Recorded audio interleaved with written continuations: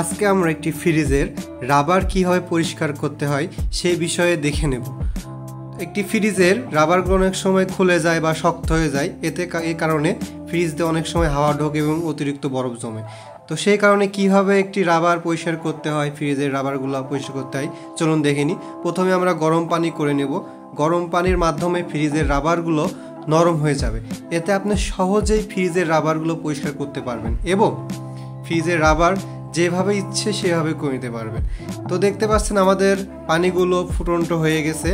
বেশি গরম করা যাবে না, জাস্ট উমা যে গরমগুলা বলি সেই গরম করতে হবে। তো চলুন দেখে নিই যে ফ্রিজের রাবারগুলো কিভাবে পরিষ্কার করতে হয়। দেখতে পাচ্ছেন একটি ফ্রিজের রাবারে প্রচুর নোংরা জমেছে। এই নোংরাগুলো কিভাবে পরিষ্কার করতে হয়, গরম পানি এবং একটি টুথপেস্টের ব্রাশের মাধ্যমে আপনি এই নোংরাগুলো খুব সহজেই তুলতে পারবেন। তো চলুন বন্ধুরা দেখে নিই আমরা কিভাবে আমরা ফ্রিজের রাবারের নোংরাগুলো পরিষ্কার করতে পারবো। তো দেখতে পাচ্ছেন আমাদের গরম পানিগুলো একটি বাটির মধ্যে আমরা নিয়েছি এবং এই গরম পানিগুলো একটি টুথপেস্টের ব্রাশের মাধ্যমে সেইগুলো আমরা ভালোভাবে রাবারগুলো পরিষ্কার করতেছি। বাটিতে রাখা গরম পানি এবং একটি টুথপেস্টের ব্রাশের মাধ্যমে আপনি আপনার ফ্রিজের রাবারগুলো সুন্দরভাবে পরিষ্কার করতে পারবেন। অনেক সময় দেখা যায় ফ্রিজের রাবারগুলো হার্ড হয়ে যাচ্ছে।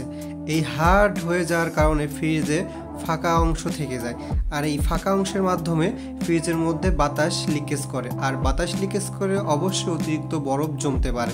তো দেখতে পাচ্ছেন কি পরিমাণ নোংরা আমাদের ফ্রিজে জমতে পারে।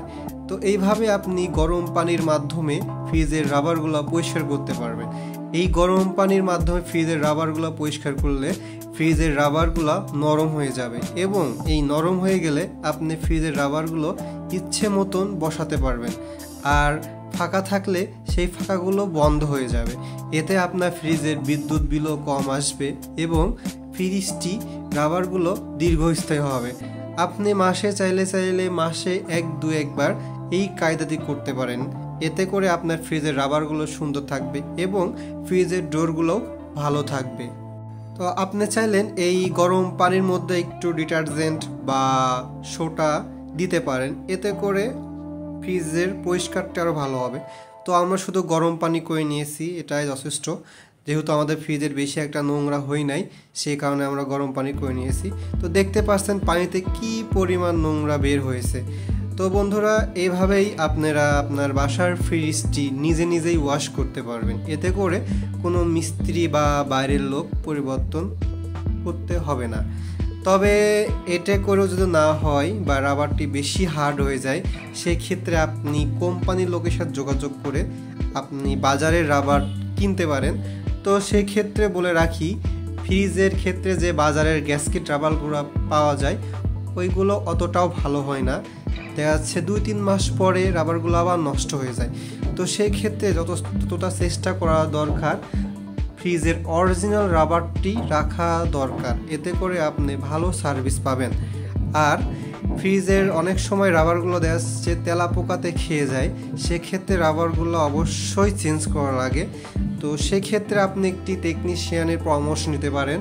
যদি কোনো ওয়ার্কশপে বা কোম্পানিতে অরিজিনাল ফ্রিজের রাবার পাওয়া যায়, সেক্ষেত্রে আপনি ফ্রিজের রাবারগুলো নিতে পারেন। তবে মার্কেটের যে রাবারগুলো কিনতে পাওয়া যায় লোকাল মার্কেটে, ওই রাবারগুলো এতটাও ভালো হয় না, যা 3-4 মাস পর ব্যবহার করার পরে আপনার ফ্রিজ থেকে খুলে যায়। তো বন্ধুরা দেখতে পাচ্ছেন আমরা ফ্রিজের রাবারটি পরিষ্কার করে ফেলছি। তো সব শেষে একটি শুকনো তেনা দিয়ে আপনি ফ্রিজের রাবারগুলো পরিষ্কার করে নেবেন, বা যে পানিগুলো দিয়ে ধুয়েছেন ওই পানিগুলো পরিষ্কার করে নেবেন। তো দেখতে পাচ্ছেন আমাদের ফ্রিজের রাবারগুলো আগের থেকে অনেকটাই ভালোভাবে পরিষ্কার হয়েছে। তো আমরা সময়ের কমতির কারণে, ভিডিওটি লং হওয়ার কারণে শর্টে খাটে আপনাদের দেখিয়েছি। তো আপনারা বাসা বাড়িতে অবশ্যই এভাবে পরিষ্কার করলে আপনার সমস্যার সমাধানটি হয়ে যাবে আশা করা যায়।